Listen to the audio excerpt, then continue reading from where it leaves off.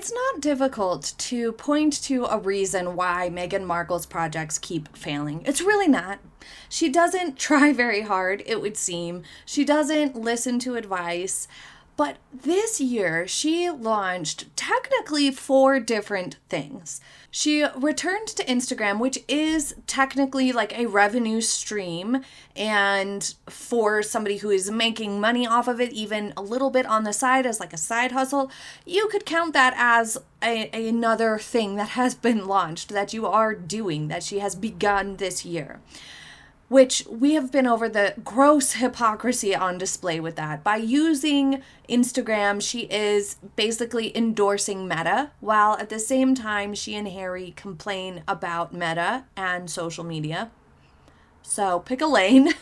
Don't be so blatantly hypocritical if you want to salvage your popularity, for starters. So besides Instagram, she did her With Love Meghan on Netflix, which was nowhere near as much viewership as her Harry and Meghan Netflix docuseries, which was really full of lies, so it should be categorized as fiction, not documentary. Very irresponsible of Netflix. Setting that aside, the With Love Meghan series was panned by critics, it frustrated the audience, and had a very small group of people who actually liked it. Of course, there was some people who did like it, but not enough to really keep a show afloat. Not enough to declare it a success.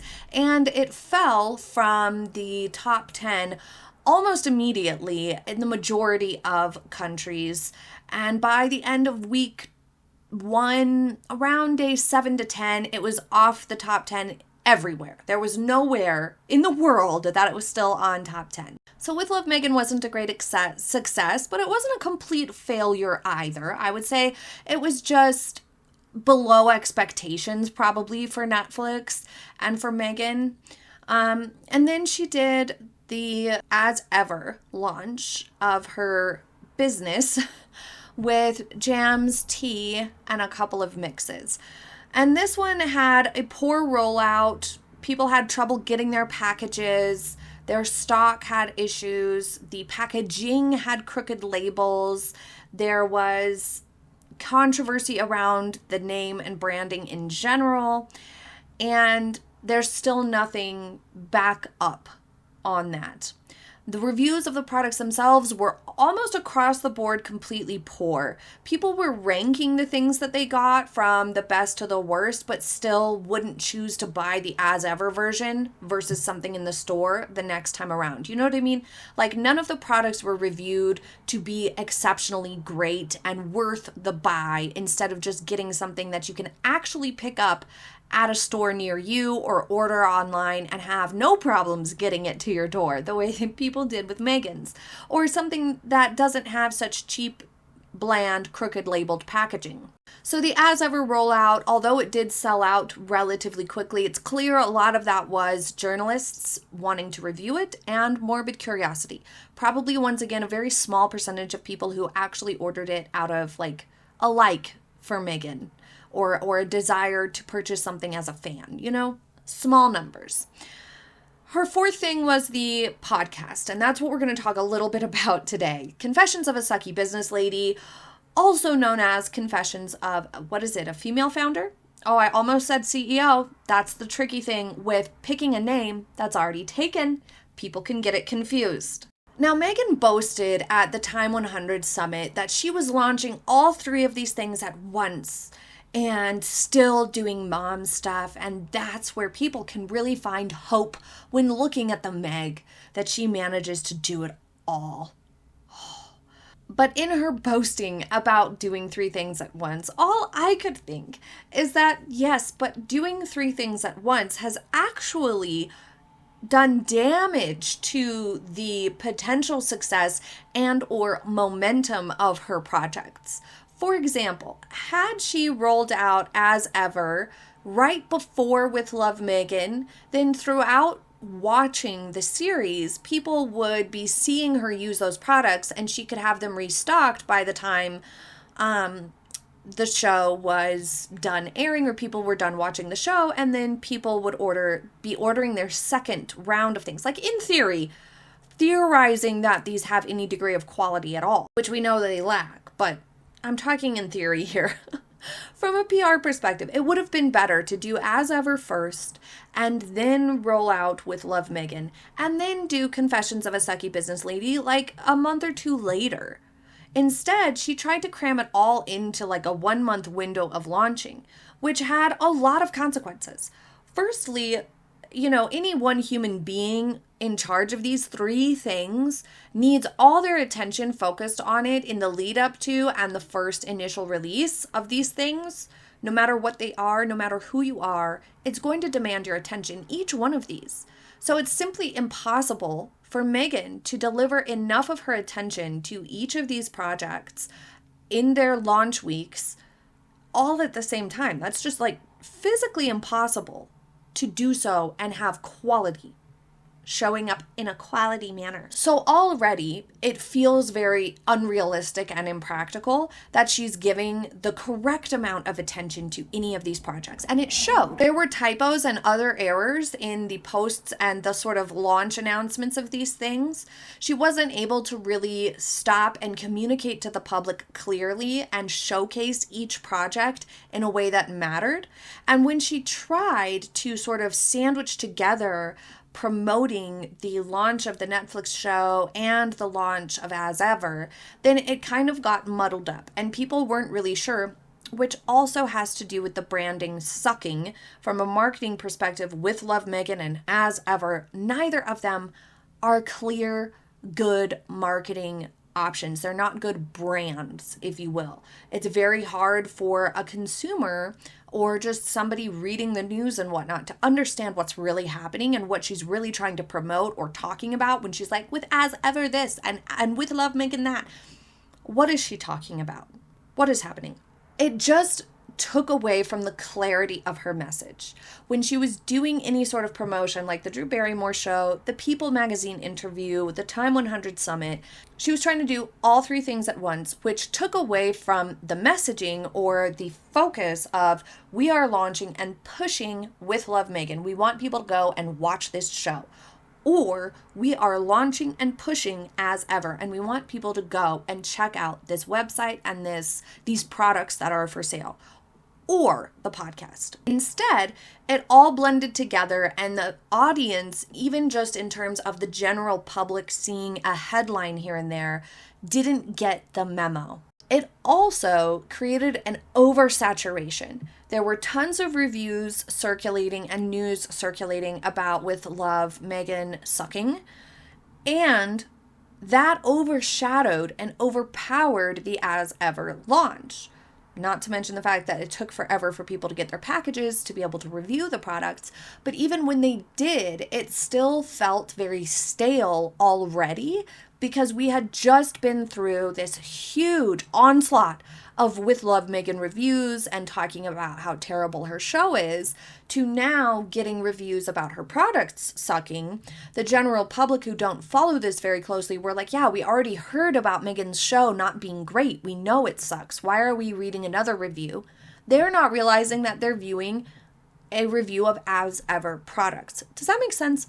It hardly makes sense in real life, but I hope it makes sense what I'm saying. Because she sandwiched these things so closely together, it oversaturated the news, the market, the whole thing. People became immediately fatigued by Meghan before her podcast came around. And that is the point. The podcast has been left in the dust.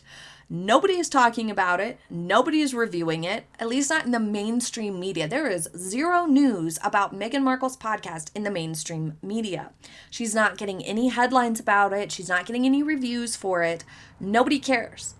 The podcast has been squashed under the weight of stale, gross, runny jam.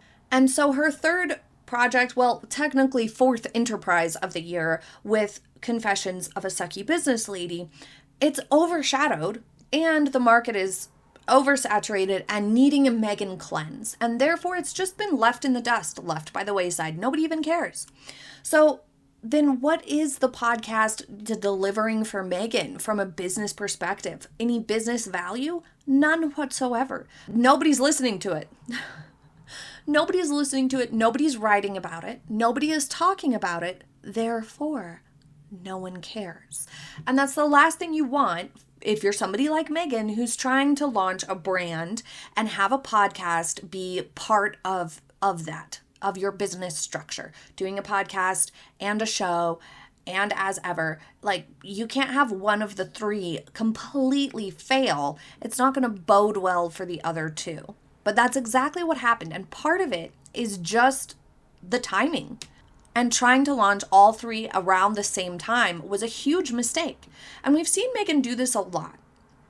She puts herself into competition with herself, with Harry sometimes, and with the royal family. Anytime the royals have any sort of an event, or they're in the news for any reason, or it's one of their birthdays, or anything like that, Meghan tries to place herself in news competition for it, and she releases an announcement or a post on Instagram, or she does something. She has something launch that day to try to compete, to try to ride on the coattails, whichever way you look at it. A lot of people theorize she's just thinking, well, if more people are going to be looking at royal news categories that day, if I put something in there into the mix, then at least it'll get more eyeballs. So riding the coattails. Some people think it's more sinister, more malicious, that she's purposefully trying to steal some of the shine away, though we know that's not possible. We're talking about totally different caliber of people here.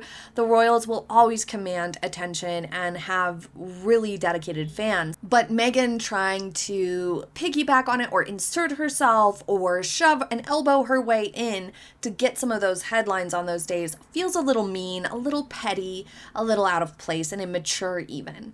But she also does it with herself, like with this. By having the podcast come out at the same time of these other projects, it's been overshadowed and just nobody cares anymore. Like, enough with Meghan's nonsense. The third layer to this that's making it all feel so stale and flop so badly is that across all three of these projects, it's also boring.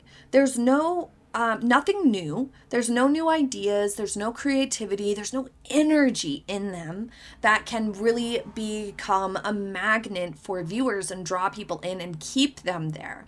With Love, Meghan had decent viewership in the first few days. And by decent, I mean at least it wasn't a complete and utter flop.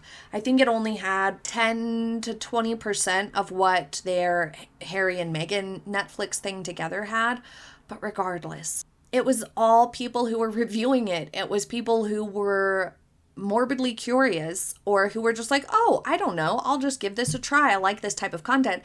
But they didn't stay. People didn't stay to watch it. People didn't finish the series. They didn't watch all 8 episodes. It was too boring. It was too much of the same. And we saw the same thing happen with As Ever. It's just uninspired. It's just blah. And with the podcast, it's either stuff we've already heard before or just boring, mundane nonsense that's not worth your time, that's not delivering any sort of value. It's not entertaining. And so for Meghan, there's nothing to see here. The podcast is there's nothing juicy, there's no confessions, there's nothing interesting about it at all. And she revealed in the Time 100 Summit that she thought what would be interesting about the podcast and draw people into the podcast was the fact that she recorded the podcast about founding a business at the same time that she was building As Ever. She thought that was what would be interesting. Like, I understand what she's trying to say, but it's so hard for me to understand exactly what she thought about this. That she thought that just that alone would be enough? Like, I'm confused. Help me.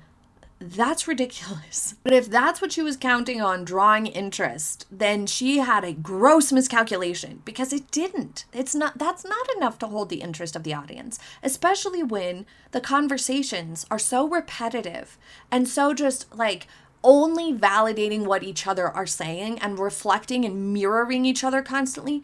You're not moving your conversation anywhere. It's just stagnant in a little mud puddle of self-aggrandization. It's just going nowhere. It's going to dry up and be gross, you know? It's nobody's interested. It's a big nothing burger.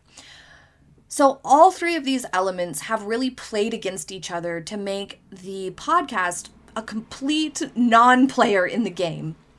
And likely won't be renewed for more episodes, though at the same time, Lemonada is pretty low budget and independent, so they may feel like keeping Meghan's podcast is worth it, or at least keeping Meghan and letting her do a different third attempt at a podcast, mayhaps, because they don't have a ton of big names. Like, they have a couple, but let's just be real, they're not like a Spotify, okay? So maybe for them, it's worth it to have at least a little bit of a known name to their name. But the podcast itself is it's just nothing. It's a flop, a complete and utter flop. You can't hardly find reviews of it online.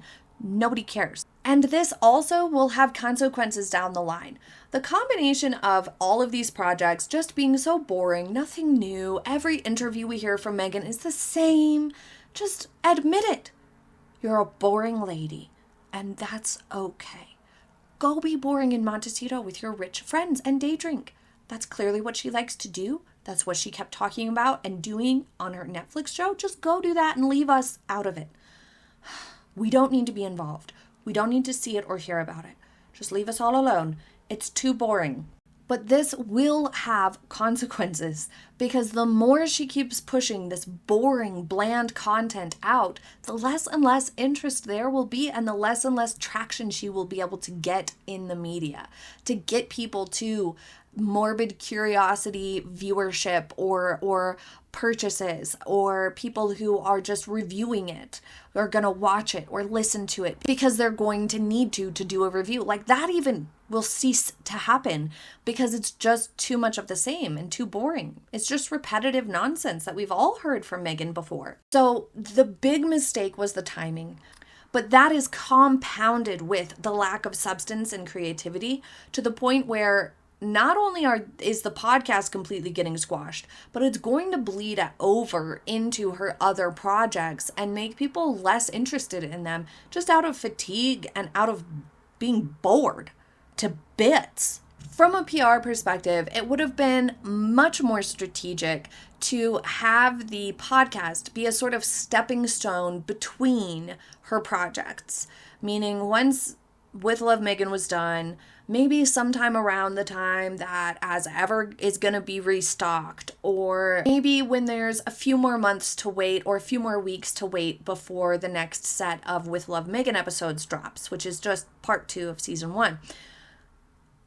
Using the podcast as a sort of stepping stone in between those projects would have given it would have given all of us a little break from Meghan's nonsense and kept her in the news in between those things. So from a press relations perspective, you would want a stepping stone like that. But instead, she rushed it out all at the same time.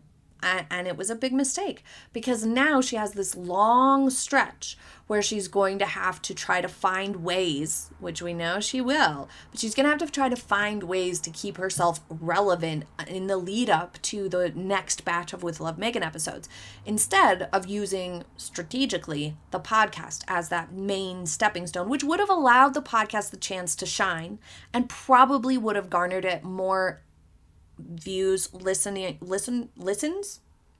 I don't know the terminology for podcasts. It would have gotten more people listening and reviewing it, probably, because there would have been a lull in news about the Sussexes. But alas, here we are. She has taken the wrong approach yet again. Leave your thoughts in the comments. Thank you for joining me today. I hope you have a happy day ahead, and I'll see you next time. Bye.